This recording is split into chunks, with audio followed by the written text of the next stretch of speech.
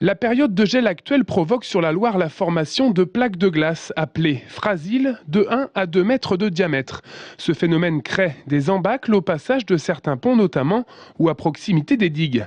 L'impact sur les levées de la Loire n'est pas à négliger même s'il n'a rien de comparable avec des épisodes antérieurs. Historiquement, il faut remonter très loin avant 1900 pour trouver des dégâts importants dus aux glaces.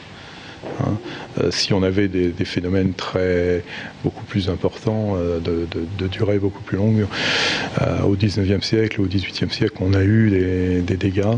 Bon, les digues étaient moins protégées aussi, donc on a eu des dégâts importants, mais sur des événements tout à fait différents de ceux qu'on connaît aujourd'hui. L'inquiétude actuelle porte sur l'érosion des bords de Loire qu'entraîne le frottement de la glace sur les bords de digues. La direction régionale de l'environnement surveille au quotidien le phénomène.